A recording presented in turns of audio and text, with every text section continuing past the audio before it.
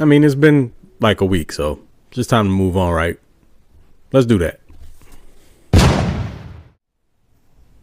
So before I sat down to record this, I made myself a promise that I wouldn't allow myself to wallow in the sorrow that, well, wallow sounds a lot like waddle. Well, at least I didn't say anything about getting over a hill or something, because that would have just been terrible. You see what being a Chargers fan does to you? It's just constant torture. Roller coaster of emotions.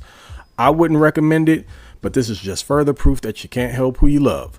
So, again, just got to soldier through it, move along, because we're going into week 2, and that's what's most important. Brandon Stanley.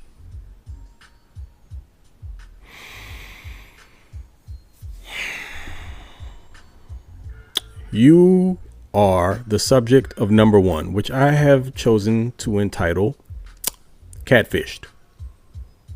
Won't be before you long with this one because, as I stated previously, we are a couple of days away from the week 2 matchup against the Tennessee Titans, and that needs to be the focus. But man, oh man, can't let this go. I sat here last week and bloviated about the Chargers' chances to have another very good defensive performance against the Miami Dolphins, because this time around they were going to have their full complement, full cast of characters. And I mean, why wouldn't I have belief in them? They were able to hold the Dolphins to 219 yards of offense in last year's matchup without the likes of a Derwin James, Joey Bosa, and multiple other guys. Other key contributors. So, I mean, what reason would I have not to be confident in what they could display defensively? But wasn't meant to be. This time around, you give up 536 yards of offense, with 466 of that coming by way of air. And because you allow this, you have folks running around on the internet calling Tua the best quarterback in the NFL. See what y'all did? See what you started?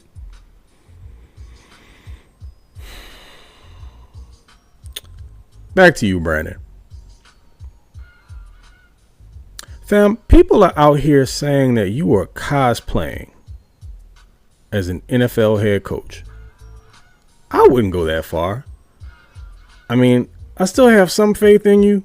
I don't know why at this point. Maybe it's just because I'm a fan of the team and, you know, what other choice do I have? I don't want to be completely jaded. But honestly, dude, it's looking Memphis bleak for you around here.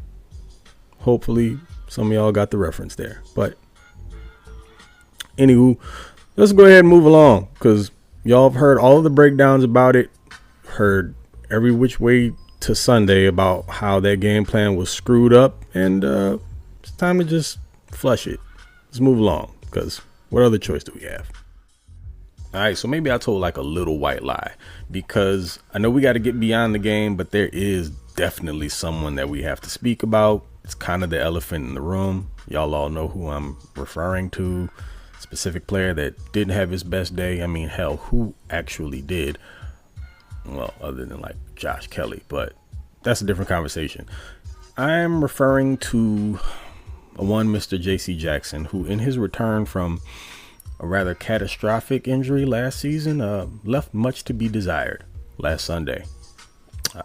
He went from Mr. INT to what I'm going to call here number 2, Mr. WTF.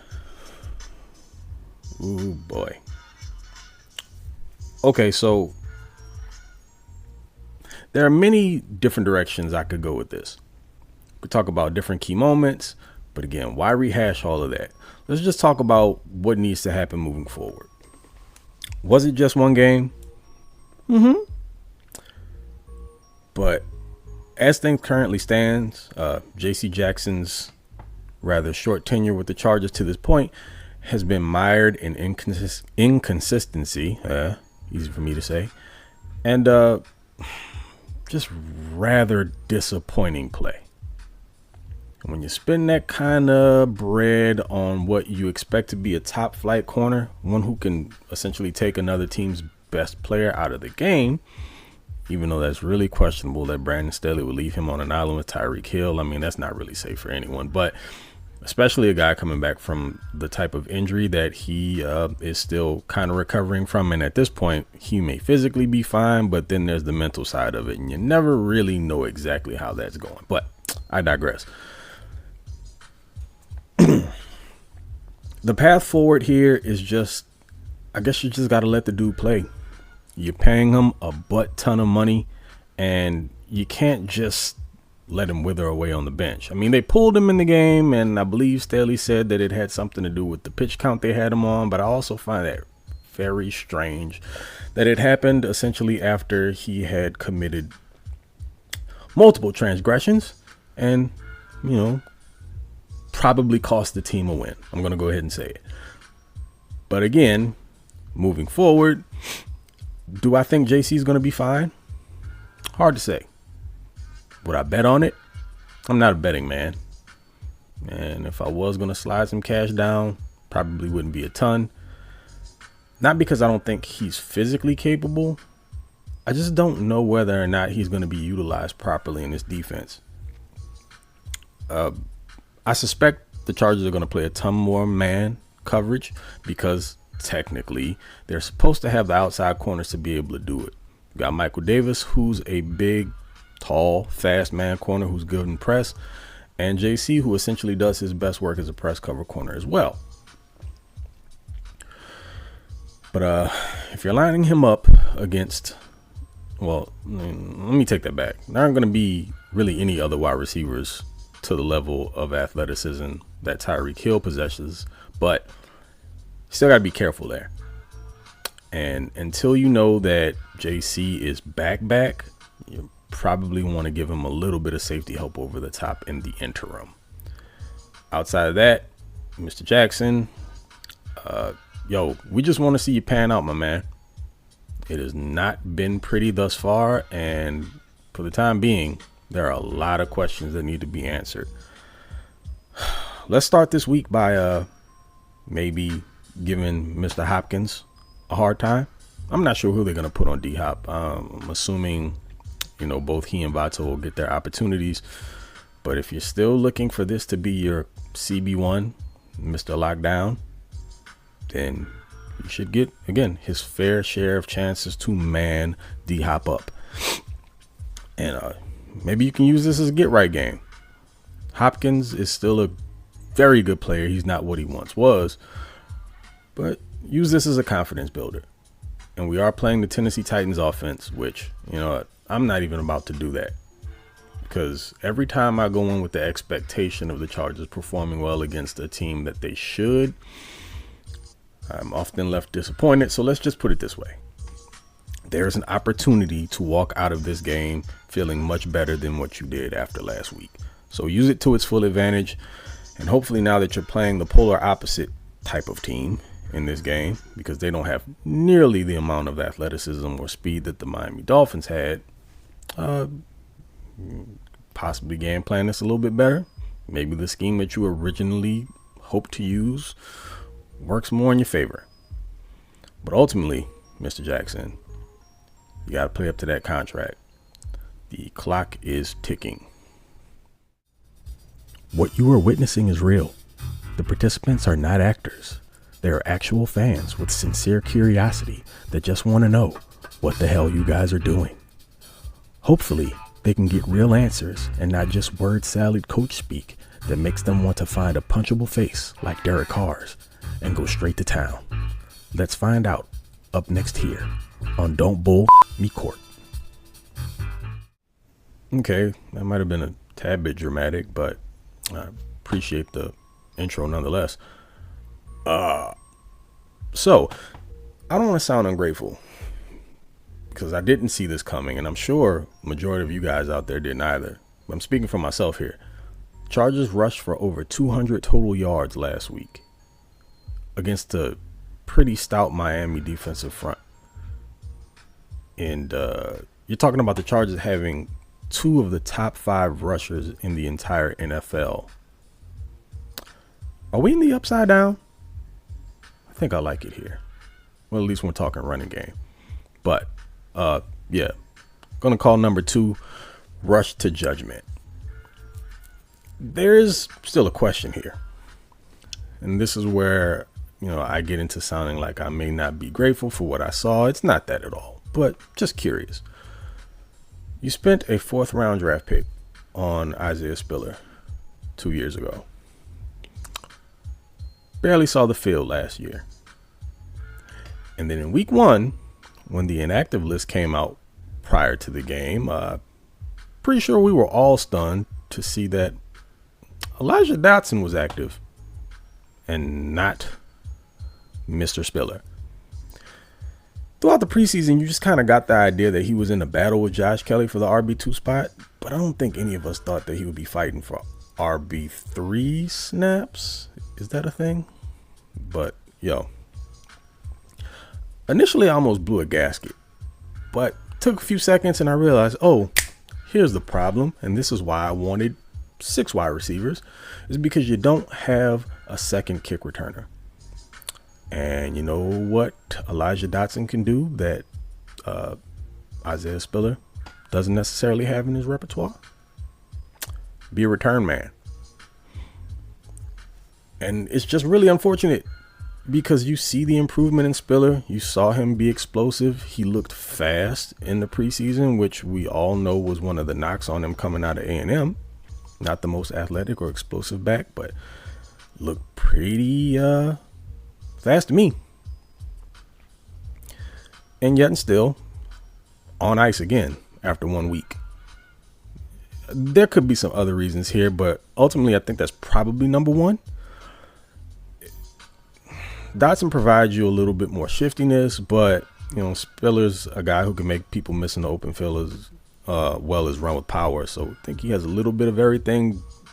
Dodson's definitely a faster back, but outside of that, say Spiller probably has the edge in pass receiving as well. I just don't get it though.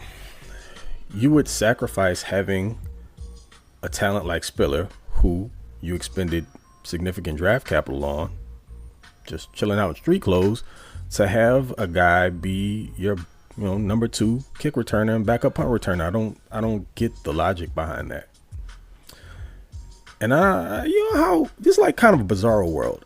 Isaiah Spiller must be going through it a bit, because imagine this. You have been working your behind off for the last 2 years to finally get your shot in the first game, week 1, out of the gate.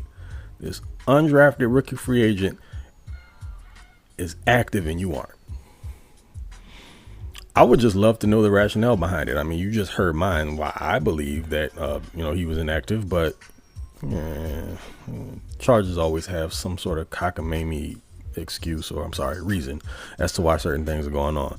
But I am really curious. I would like to know. Probably never get a very good answer about it, or maybe we will. Who knows? I'm not gonna hold my breath though. Hey yo, I definitely did number 2 twice, didn't I? Sitting around talking about JC Jackson and pulled a JC Jackson myself apparently. What do you know? Anyway, piggybacking off of number 3, which was the previous topic, and delving a bit more into the offensive side of the ball, I want to talk more about Kellen. Wait, y'all see what I just did there? Wasn't even trying. More about Kellen? That boy got bars, man. He good. In his Chargers debut, in the regular season at least, the offense produced 433 yards total. But the kicker here is that they actually outrushed their passing game. 40 rushing attempts to 33 in the air, and by virtue of that, their yards on the ground exceeded that of those in the air, 233 to 200. Did someone page the early 2000s Chargers? Because I think it's been a while since anything like that occurred. Could be wrong, but anyway, listen, I'm calling number 4. Don't look at me. Because if Moore and company march that offense into Nashville against Jeffrey Simmons and the rest of that Titans front on Sunday afternoon, and they put up anything remotely close to 450 yards, and I don't care what fashion that comes in, they had better not leave that stadium because the defense didn't hold their weight. At that point, Kellen, in his second game, is going to have to look across or down the sideline at his head coach, the guy who runs the show defensively, and he's just gonna have to straight up be like, yo, dog, I'm doing my part. You've been here for 3 years. This is literally my second week on the job, and I'm doing what I got to get done. You gotta help me out. The Chargers just basically have to have an average defense in order to be a successful team in this league right now, which is crazy to say that. You're talking about defensive mastermind, so people claim him to be. I'm not gonna say he is a self-proclaimed guru, but that's just kind of label people gave him. You can't do that with the type of talent this team has defensively and not be able to at least be average. You cannot be a net negative. You can't be what offsets a high-powered offense. And that's what I think the Chargers will have moving forward. I also don't believe they're going to be, game after game after game where they're out rushing their passing. I just think Kellen Moore is making his game plans based upon the opponent, which is a healthy change. As Chargers fans, not something we're accustomed to. This particular week, the Titans have a very solid front. I wouldn't be surprised to see the passing game be a bit more leaned on. But however it works out, I think they'll be fine. And the score's probably not going to venture into the 30s. The Titans don't have that type of firepower. They're probably going to want to muddy things up and slow it down, run the ball with Henry. And you're probably looking at one of those mid-20 scores by the Chargers to like a 17-20 by the Titans. I'm not giving a prediction yet, just saying. I don't expect it to be a shootout by any means, but defense has to step up and do its part, because I am pretty confident the offense is going to be just fine after it works out some of the kinks. And just keep in mind here, that was only their first week, and they still went for almost 450 total. So keep that in mind. But Brandon, Kellen got one up on you already, dude, after a week. It's not a good look. Last week's Guess That Gangster didn't fare all that well. I picked Mike Davis. He had a rather up and down game. Believe he had a couple of PBUs, but he got his turn getting roasted by Tyreek Hill amongst others. But let's be honest, the entire Chargers secondary was getting cooked by, take your pick of Dolphins receivers, mainly Tyreek Hill, but ultimately they were being equal opportunity roasters of the entire secondary. This week, though, it's kind of a toss-up. Probably going to go with Mr. Williams. Let's say 6-7 receptions, 110 yards, 2 TDs. How's that sound? Got a good feeling about it. Or maybe I'm just feeling some gas or something. But either way, I think he'll do well. Ultimately, I think the passing game will supersede the rushing game this week. I don't foresee the Chargers going for over 200 on the ground again. But if they do, I will not be mad about it. Y'all know I would love to see some of that. But until the next one, man, and you can catch us actually post-game per usual on After Hours, Jamie, Garrett, and myself, chopping it up on whatever the outcome is. But we will see you then. I will see you then, and appreciate you guys for joining me here. And until the next one, y'all take it easy. I am gone.